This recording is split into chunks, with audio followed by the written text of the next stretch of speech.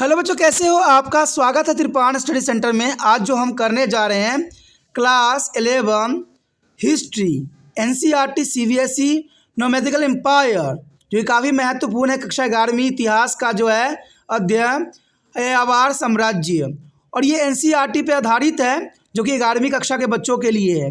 इसमें हम कुछ क्वेश्चन पे एनालाइज करेंगे, समझेंगे, जो एग्ज़ाम व्यू से काफ़ी महत्वपूर्ण होगा। हमारा यहाँ क्वेश्चन जो हम करेंगे वो हिंदी इंग्लिश दोनों ही माध्यम में रहेगा, तो ये और भी आपके लिए महत्वपूर्ण रहेगा। तो हर एक क्वेश्चन को समझिए, देखिए और विचार कीजिए।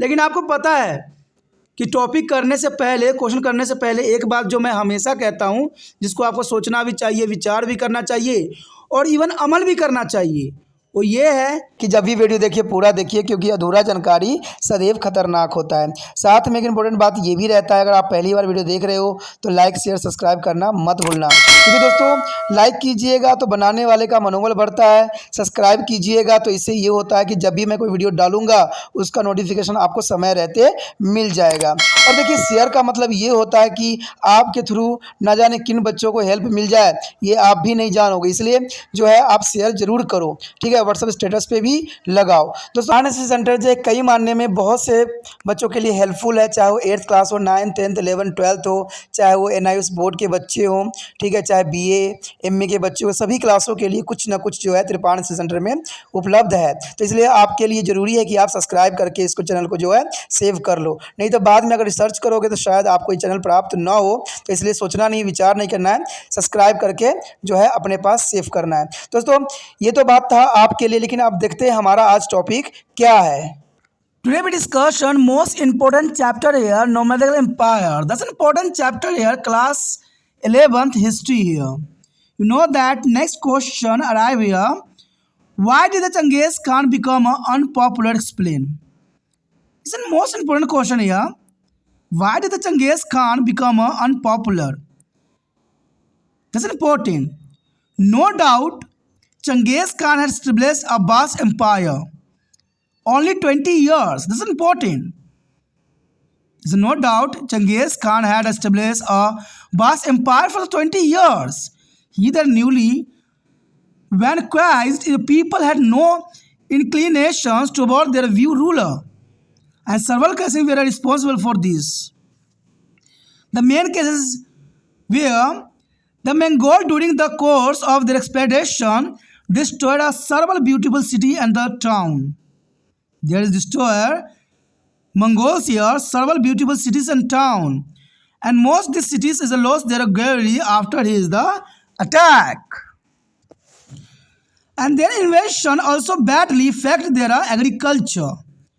Invasion also badly affect their agriculture, because when the Hug's force pass away, their destroyer standing crop.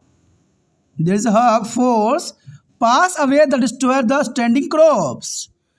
During the war, here are the time invention, trade and commerce was badly affected on this period time. A large number of people lost their lives due to their invention, and many become handicapped and helpless. A number of people were a slave. That's important point here. The number of people were a slave. As a result of the invention, the timely repair to be underground rivers in the Grand region was not carried out. And all his invention resulted in a repaired desertification of newly conquered area, and people from all walk of life had to face a hardship. This is a condition. There is not Genghis Khan is unpopular in people. यहाँ पर जो हमारे समक्ष आया है chapter काफ़ी महत्वपूर्ण है, यह अवार साम्राज्य की। तो ये काफ़ी महत्वपूर्ण चैप्टर है क्लास 11 इतिहास के अंतर्गत। हमारा अगला क्वेश्चन जो आया है काफ़ी महत्वपूर्ण है कि चंगेज़ खान अलोकप्रिय क्यों हो गया। ये बहुत ही इंपॉर्टेंट क्वेश्चन है। क्यों? आपको पता ही होगा कि चंगेज़ खान काफ़ी महत्वपूर्ण शासक था। उसने 20 साल की उम्र में ही अपने साम्राज्य को जो है काफ़ी फैला लिया। कहते हैं इतना कम समय में साम्राज्य को फैलाना कोई आम बात नहीं थी, लेकिन फिर भी ये जो है लोकप्रिय क्यों नहीं हुआ। कहते हैं राजा दो ही कारणों से लोकप्रिय नहीं होते हैं, या तो वो राजा क्रूर हो, जनता का ख्याल न रखता हो और जनता को जो है हमेशा दुख में डालता हो। ऐसे राजा कभी भी पॉपुलर नहीं हो सकता। कहते हैं अपने समय में तो बहुत पॉपुलर रहेगा, सबको डराएगा धमकाएगा, लेकिन बाद में उसकी जो है पॉपुलैरिटी ख़त्म हो जाती है। ऐसे लोगों को लोग याद करना भी नहीं चाहते हैं। कहते हैं जिसके साम्राज्य में, जिसके शासनकाल में लोगों को तकलीफ़ हो, वो कभी भी वो दिनों को याद करना नहीं चाहेंगे। देखा जाए तो बहुत से ऐसे कंडीशन थे जो चंगेज़ खान को और लोकप्रिय बना दिया। बेशकली उसके राजाओं में, आम जनताओं में खौफ थी, लेकिन उसको ज़्यादा दिन जो है लोकप्रिय नहीं दिला सकी।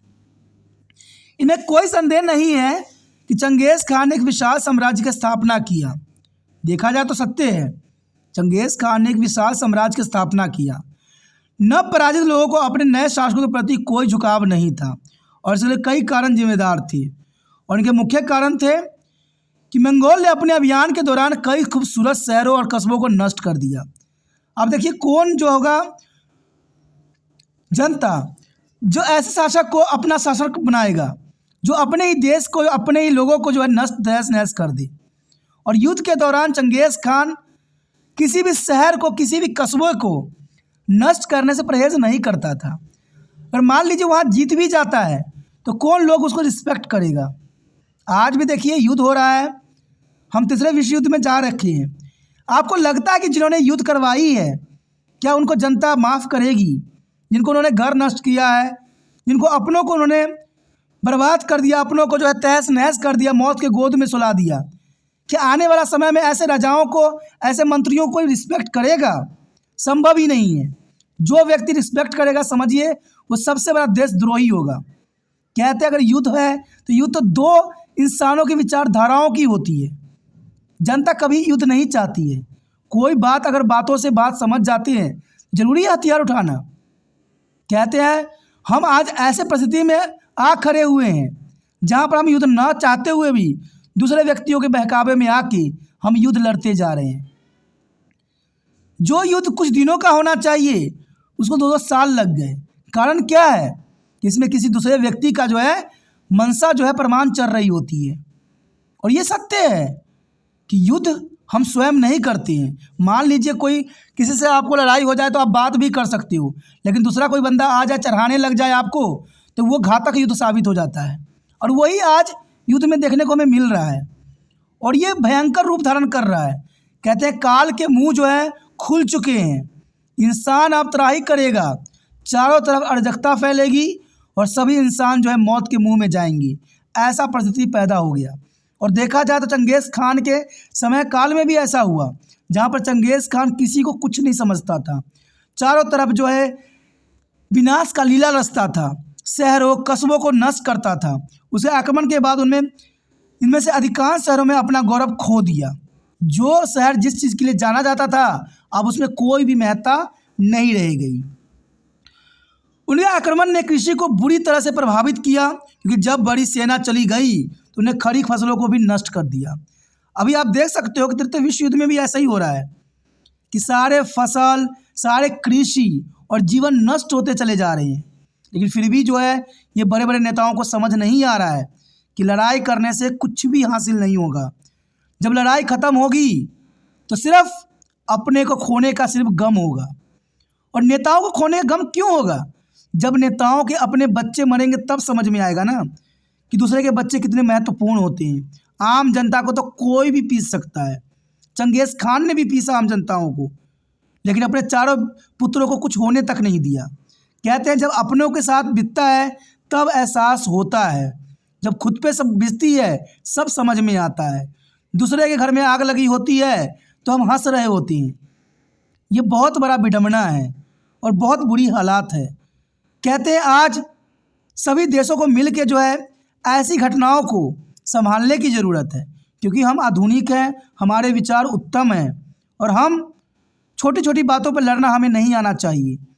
कहते हैं ये धरती भी यहीं पे रहेगी और यहाँ लोग भी रहेंगे, इंसान यहाँ से जाते रहते हैं, तो युद्ध करके क्या मिलेगा? कुछ हासिल नहीं होगा। ज़मीन का टुकड़ा हो या धर्म हो। कहते धर्म तो हमें अच्छी बात सिखाता है, धर्म पे चल के इंसान एक सत्यवादी बनता है, एक आदर्शमय व्यक्ति बनता है, न कि दूसरे व्यक्तियों की जान लेने वाला बनता है। जो धर्मों के रिगार्डिंग चल रहे हैं वो कभी भी धर्म को नहीं मानते हैं, ये मेरा विचार है कि धर्म को मानने वाले कभी भी अधर्म नहीं करेंगे।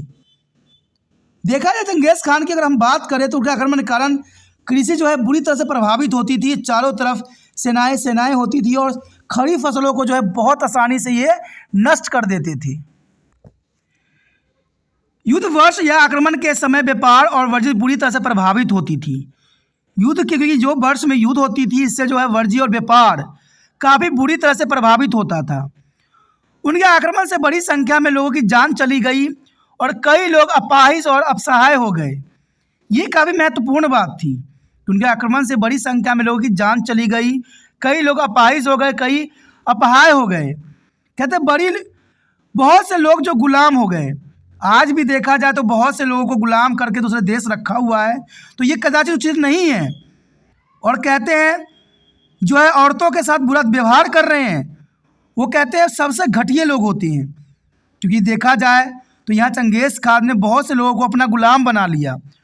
और कहते हैं गुलामी की दास्तां किसी के लिए भी सही नहीं होता है, चाहे वो पक्षी हो, चाहे जीव जंतु हो, चाहे इंसान स्वयं क्यों न हो। उनके आक्रमण के परिणाम स्वरूप शुष्क क्षेत्रों में भूमिगत नदियों के समय पर मरम्मत नहीं हो पाया। यानी कृषि पे, लोगों पे जो है चंगेज़ खान ने बिल्कुल ध्यान नहीं दिया। और चंगेज़ खान के समय काल में भूमिगत सिंचाई के समय पर मरम्मत नहीं की जाती थी।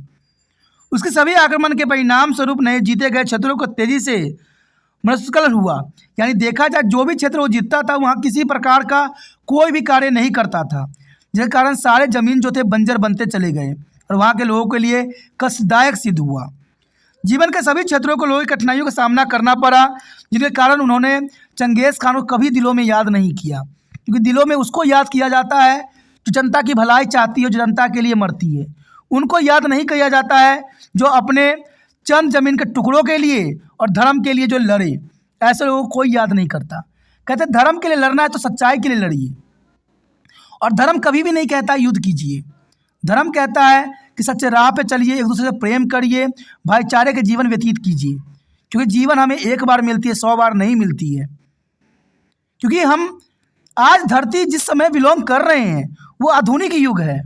यहाँ पर ज़मीन के लिए लड़ना, धर्म के लिए लड़ना सही नहीं है। यहाँ पर तो हमें भाईचारे के साथ जीवन व्यतीत करना चाहिए, प्यार से रहना चाहिए, सहानुभूति के साथ रहना चाहिए। बातों से जो है हर सलूशन का समाधान करना चाहिए, न कि गोले बारूद से। और मैं उन देशों को भी कहता हूँ जो दूसरे देशों के भड़कावे में आ जाते हैं, और वो देश को भी कहता हूँ जो दूसरे देश को कंधे पर बंदूक रख के दूसरे देशों पर गोली चला रहे हैं, वो भी देश के लिए सही नहीं है। और ऐसे लोगों को कभी भी इतिहास में याद नहीं किया जाएगा। ये सच्चाई है और ये सत्य है। तो इसी के साथ हमारा टॉपिक ख़त्म हो जाता है, जो काफ़ी महत्वपूर्ण था। आगे का टॉपिक और भी महत्वपूर्ण है, तो आप बने रहे तिरपान स्टडी सेंटर के साथ। जितना हो सके लाइक से सब्सक्राइब जरूर कीजिए। पहली बार मेरे चैनल पे आए हो, पहली बार वीडियो देख रहे हो, समझ में आ रहा है, जनरल सी बात है दोस्तों, चैनल को सब्सक्राइब कर लीजिए। सब्सक्राइब कीजिएगा तभी जो है आपको आने वाले वीडियो का नोटिफिकेशन मिलेगा। ठीक है, क्योंकि आपको पता है कि तिरपान सेंटर 8 क्लास से एम तक के बच्चों के लिए काफ़ी महत्वपूर्ण प्लेटफॉर्म देता है, काफ़ी महत्वपूर्ण चैनल है। तो ये आपके लिए काफ़ी महत्वपूर्ण रहेगा। सोचिए नहीं, विचार ना कीजिए, अभी तिरपान सेंटर को सब्सक्राइब करके अपने मोबाइल में सेव कीजिए।